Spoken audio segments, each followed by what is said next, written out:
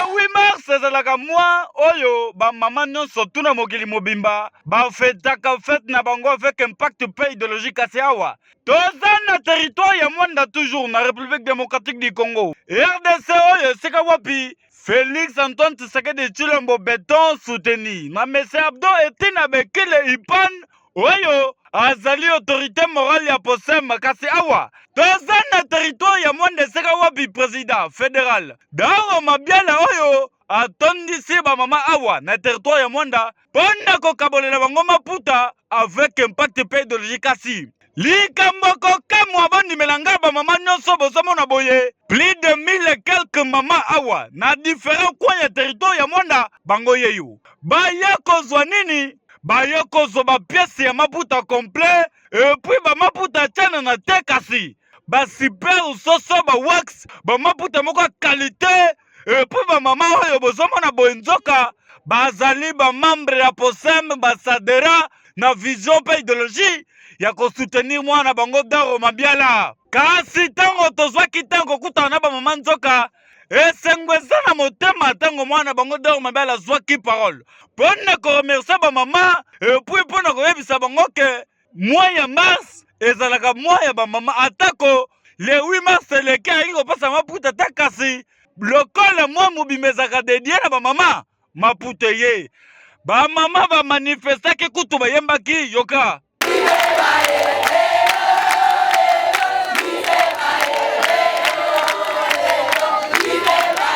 babandaki na hymne national ya parti loyembo ya parti avec impact pédologie sima babandaki procédure ya remise ya bamaputa na bamama lolenge bozomona boye tous les différents coins ya territoire ezalaki représenté na bamembre oyo basoutenaka Daro Mabiala pe ba oyo bazali bamembre effectif ya aposem awa na territoire ya Mwanda kasi plus de quelques mama tout oyo bozomona boye bazwi bamaputa na bango et puis basepeli na longa kosakana te na kotala lolenge mwana mboka Daro Mabiala de retour na territoire na ye et puis alobi ke akosala politique pas comme les autres akosala la différence yoka. Moi c'est M. Daro Mabiala, le président fédéral de la POSEM du territoire de Mwanda. Voilà, nous avons dit d'abord que nous allons faire la différence.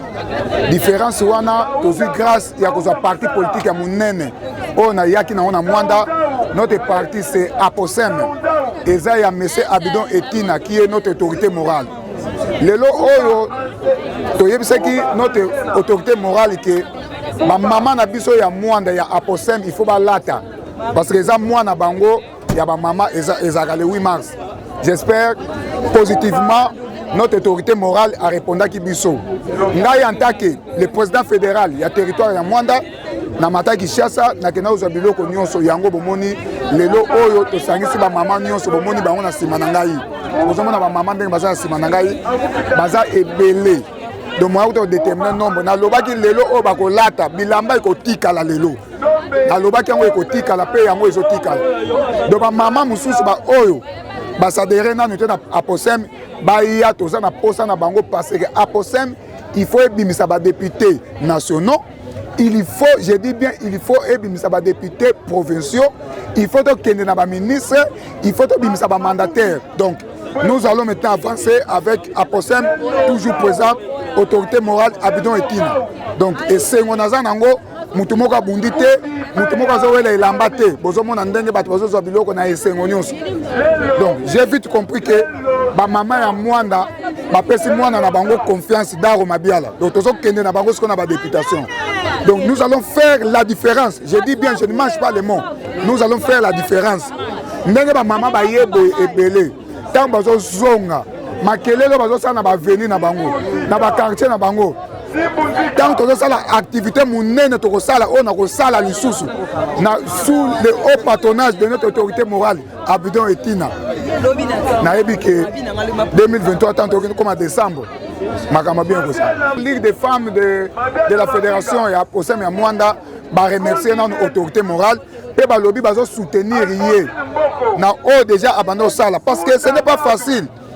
Jeune net ngai ba pesa nga confiance wana lelo toza na bureau na Mwanda so oye na bureau na biso toza pe na ba biloko bien eza kata bureau oyo wanza de 1 de 2 to monaki mikoleleki awa notre autorité morale à ça ce geste moka munene ma maman bayaki ne fils que yakolia bazouaki lelo autre ça moi de la femme l'autorité morale à lobby lisusu Daro tu dois faire encore un autre geste biso te na maputa mais vraiment ta yo moko to nazo loba autorité morale confiance o azo pesa nga bande ko na biso mwanda bo pesa nga ya confiance wana to kende nango vers ba élection pour être lobby à posem ebimisa ba député pour être lobby autorité morale à mon akeno mouton na tiaki comme en tête na mwanda aza un homme influent et puis bana mwanda balingaka ye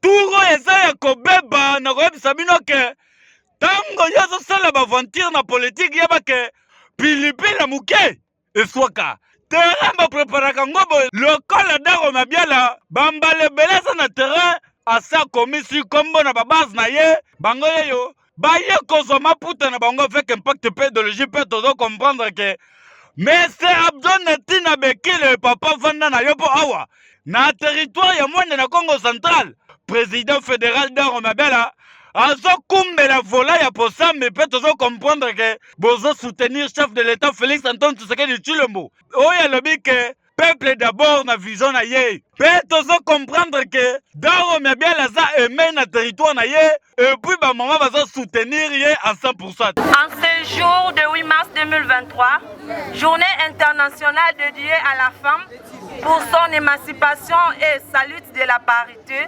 nous, Ligue des femmes de la POSEM, Fédération de Mwanda, demandons l'union, solidarité et loyauté indéfectible des membres adhérents au parti et appelons les autres dames de venir d'adhérer massivement afin de mener à bon port l'objectif est d'étendre les champs politiques partout en RD Congo.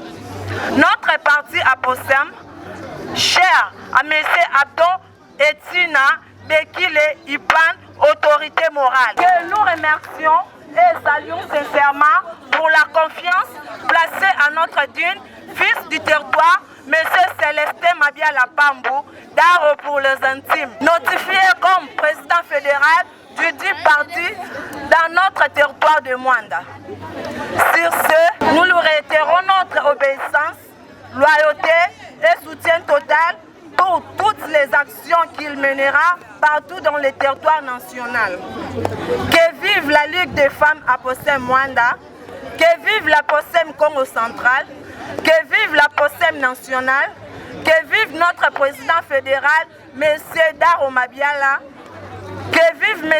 Abdon Etina Bekile Ipan, autorité morale, que vive Félix Tshisekedi Tshilombo, président de la RD Congo, et Fumuna Yambanza, que vive la RDC, nous vous remercions.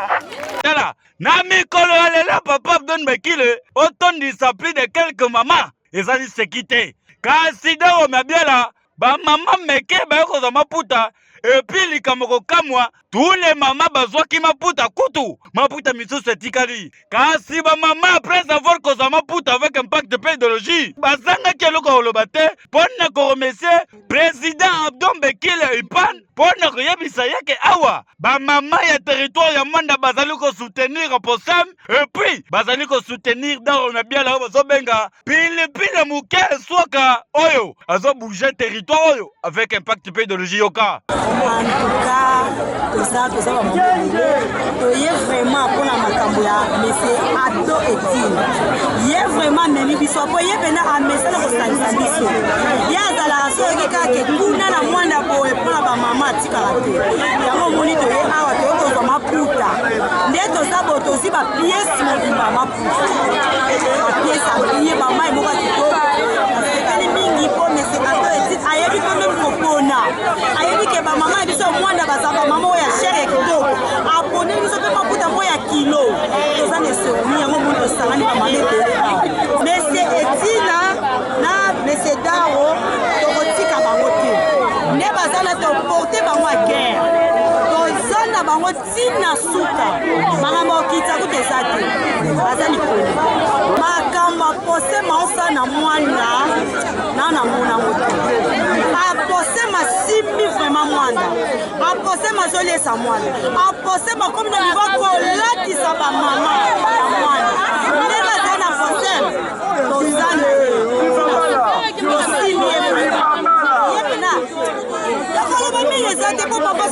merci mingi joie eleki omonaka na pasi kiloko na monene tosepeli makasi na ndenge lelo tozwi maputa na biso mpona mois de la femme po fete na biso ezocontinue toza wati fin du mois nazwi liputa na nga eza ya lokute te eza ya solo biso toza lokola bango te soki balobi esukaka kaka na munoko nazwi liputa na nga yango eza ya bien makasi eza na qualité bien nasepeli nango makasi bon napesi merci mingi na papa na biso Daro na ndenge aye kokokisa promesse na ye po aprometaki biso lelo ekomi réalité yango napesi merci tala bondimelanga activité oyo eleki kitoko moye te po bamama tout ravi epuis maputa epesama avec impact pédologie bamama lobi basepeli lokola Daro Mabiala afete ensemble na bango le 8 mars malgré tout ezali momoko ya méditation epuis moi ya concentration kasi bakokaki kozala bolumbu te ata liputa esalaka bien bamama bazwi maputa na bango balobi c'est ce qu'on a Daro Mabiala lolenge bauti koyoka Daro Mabiala na posam mais Abdon Bekile Ipan yebake territoire ya Mwanda basimbi yo pe basimba yo po na vision ya soutenir chef de l'état lokola yo ozalaka wana pona soutenir Félix Antoine Tshisekedi Tshilombo papa yebake na territoire ya Mwanda bazali soutenir parti ya posem avec impact pédologie wa tolobaki te tolobi Daro Mabiala oyo bazobenga pilipili moke swaka façon ezoningisa pe je gérer territoire oyo tala kosangisa plus de 1000 et quelques personnes pour servir bango bazwa maputa pe bazonga ndako na esengo papa yebaka eza aventure te mpo tomonaka misusu baswanaka na babase na bango kasi Daro Mabiala tout le monde ravi nolenge bauti koyoka bamama bazongi na esengo na ndenge osakana te mpo tokisa bino ke aposem ezali kaka parti koloba te kasi aposem ezali parti ezoloba mpe ezosala avec baction lolenge président de la république